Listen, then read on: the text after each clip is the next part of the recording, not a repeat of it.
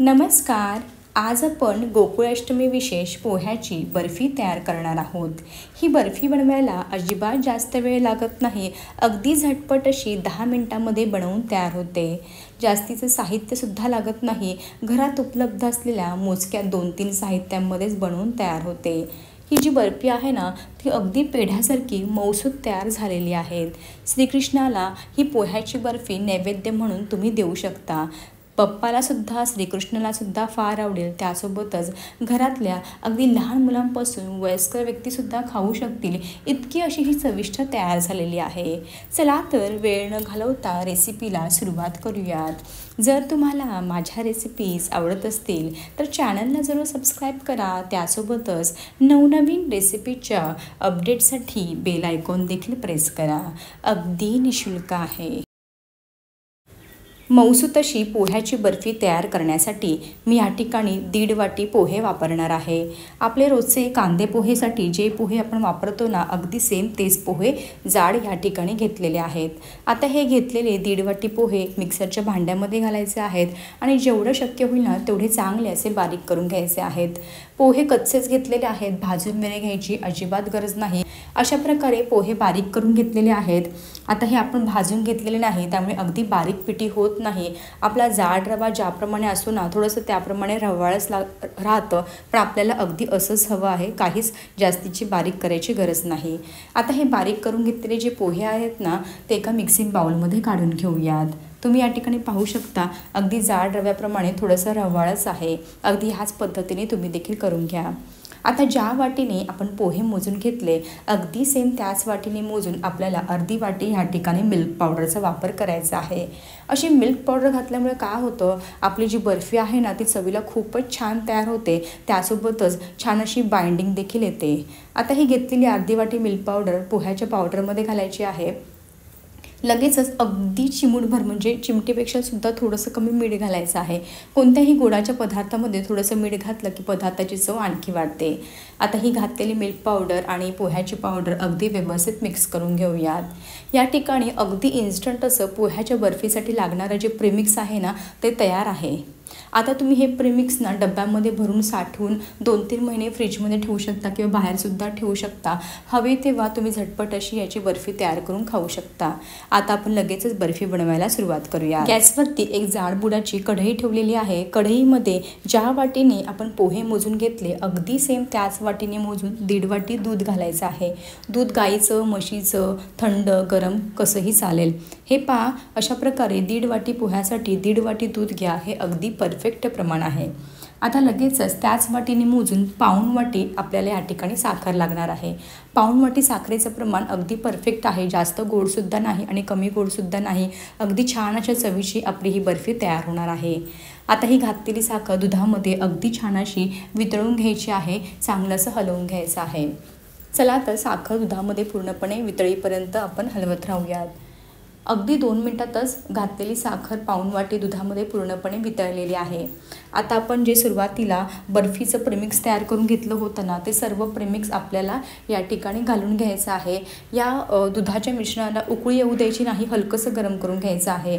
जर तुम्ही उकळी येऊ दिली ना, तर काय होतं, आपल्या ह्या प्रेमिक्सना गुठळ्या तयार होण्याची शक्यता असते. हे पहा, अशा प्रकारे पूर्ण प्रेमिक्स घातल्यानंतर लगेचच स्पॅच्युलाने किंवा चमच्याने व्यवस्थित हलवून घ्यायचं आहे. छोट्या मोठ्या काही गुठळ्या तयार झाल्या असतील ना, तर त्या अशा दाबून दाबून मोडून घ्यायच्या आहेत. यावेळी ना तुम्ही गॅसची फ्लेम अगदी कमी ठेवा. सुरुवातीला व्यवस्थित असं घातलेलं बर्फीचं प्रीमिक्स या दुधाच्या मिश्रणामध्ये व्यवस्थित मिक्स करून घ्या. त्यानंतर तुम्ही गॅसची फ्लेम मध्यम करू शकता, पण मी सजेस्ट करेन की अगदी कमी आचेवरती ह्या बर्फीचं मिश्रण शिजवून घ्या, म्हणजे कसं तळायलासुद्धा लागणार नाही. त्यामुळेच मी सुरुवातीला तुम्हाला सांगितलं, हे बर्फीचं मिश्रण शिजवताना ना थोडीशी जाडबुडाची कढई घ्यायची, म्हणजे आपल्याला अजिबात टेन्शन घ्यायची गरज नाही, खालीसुद्धा लागणार नाही. हे पहा, अशा प्रकारे घातलेलं बर्फीचं प्रीमिक्स दुधाच्या मिश्रणामध्ये अगदी व्यवस्थित मिक्स करून घेतलेलं आहे. काही छोट्या मोठ्या गुठळ्या तयार झाल्या होत्या ना, त्यासुद्धा मोडून घेतलेल्या आहेत. तुम्ही आता या ठिकाणी पाहू शकता, आपलं मिश्रण हे फार पातळ आहे, पण जसं जसं शिजत जाईल ना, तसं जसं अगदी घट्ट होण्यास सुरुवात होते. आपल्याला या मिश्रणाचा अगदी छान असा गुळा होईपर्यंत शिजवून घ्यायचा आहे। आपण ह्यामध्ये पोह्याची पावडर वापरलेली आहे। तुम्हाला तर माहीतच आहे पोहे किती लवकर शिजतात।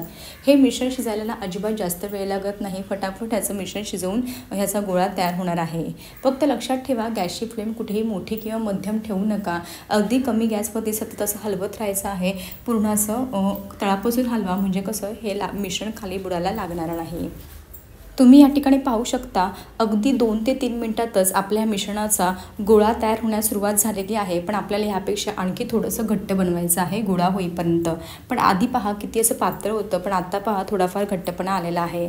आपली जी बर्फी आहे ती चवीला अजून छान तयार होण्यासाठी एक प्रकारची चकाकी येण्यासाठी मी या ठिकाणी आपला जो पोहे खाण्याचा चमचा असतो ना त्या चमच्याने 2 चमचे साजूक तूप या स्टेजला घातलेलं आहे। थोडंसं घट्ट झालं की मग साजूक तूप घालायचं म्हणजे कसं बर्फीमध्ये छान मुरायला मदत होते आणि व्यवस्थित असं मिळून देखील येतं।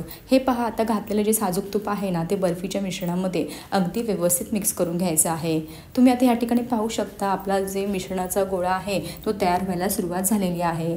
आता इथून पुढे ना गॅसची फ्लेम कुठेही मोठी किंवा मध्यम ठेवायची नाही। अगदी कमी गॅसवरती चांगलं हे हलवून घ्यायचं आहे तळापासून। जेव्हा हे बर्फीचं मिश्रण कढई सोडायला लागेल आणि पूर्णपणे असा छान असा गोळा तयार होईल ना तेव्हा समजावं आपलं हे बर्फीचं मिश्रण अगदी परफेक्ट असं शिजवून तयार आहे। तुम्ही या स्टेजला ना वेलची पावडर, सुंठ पावडर, जायफळ पावडरसुद्धा ॲड करू शकता किंवा केशरसुद्धा ॲड करू शकता। पण आज मी या ठिकाणी प्लेन बर्फी तयार करणार आहे। हे पहा चांगलं असं मी आता चमच्यानेच हलवून घेत आहे। साधारणतः हे बर्फीचं मिश्रण शिजण्यासाठी ना 7 ते 8 मिनिटच लागतात, अजिबात जास्तीचा वेळ लागत नाही। आता थोडंसं व्यवस्थित गोळा तयार व्हायला सुरुवात झाली की चमच्याने असं चांगलं हलवून घ्या। काही छोटे मोठे जर गुठळ्या राहिल्या असतील ना तर त्यासुद्धा मोडून घ्यायचे आहेत। चला तर आणखी कमी आचेवरती आपण साधारणतः 2-3 मिनिटं शिजवून घेऊयात। हे पहा या ठिकाणी टोटल सुरुवातीपासून 7 ते 8 मिनिटं झालेली आहेत। कमी आचेवरती सतत हलवत मी हे बर्फीचं मिश्रण शिजवून घेत आहे। तुम्ही आता या ठिकाणी पाहू शकता रंग देखील बदललेला आहे। मस्त असा याचा गोळा तयार झालेला आहे। आपलं जे बर्फीचं मिश्रण आहे ते कढईपासून वेगळं देखील झालेलं आहे। अगदी असाच गोळा होईपर्यंत शिजवायचा आहे। तुम्हाला मी आणखी ट्रिक दाखवते हे मिश्रण शिजलं आहे की नाही हे कसं ओळखायचं। थोडंसं पाण्याचा हात घ्यायचा आहे, मिश्रण घ्यायचं आहे, याची गोळी तयार होते का पाहायचं। हे पहा मस्त अशी गोळी तयार झालेली आहे, कुठेही बोटांना चिटकून राहत नाहीये। याचा अर्थ अगदी परफेक्ट असं बर्फीचं मिश्रण शिजवून तयार आहे। हे मिश्रण शिजायला अजिबात जास्तीचा वेळ लागत नाही। कोणालाही जमेल ना इतकी ही सोपी बर्फी आहे। खायला अगदी हलवाईसारख्या पेढ्यासारखी लागते आणि साहित्य देखील खूपच कमी लागतं। हे पहा आपलं हे बर्फीचं मिश्रण शिजलेलं आहे परफेक्ट। आता काय करायचं आहे मी अशा एका स्टीलच्या थाळीवरती हे मिश्रण सेट करणार आहे। थाळीला व्यवस्थित असं आधीच तूप लावून घेतलं होतं। हे बर्फीचं मिश्रण गरम गरम असतानाच लगेचच ज्या थाळीवरती किंवा ट्रेवरती तुम्ही ही बर्फी सेट करणार आहे ना त्यावरती लगेचच घालून घ्यायचं आहे। व्हिडिओमध्ये दाखवते त्याप्रमाणे स्पॅच्युलाच्या मदतीने व्यवस्थित असं हे दाबून घ्यायचं आहे, स्प्रेड करून घ्यायचं आहे, एकसारखी लेबल करून घ्यायची आहे। हे गरम गरम असतानाच करायचं आहे म्हणजे कसं अगदी व्यवस्थित असं स्प्रेड होतं। थंड झालं ना मी व्यवस्थित ते स्प्रेड होत नाही, लेवल होत नाही।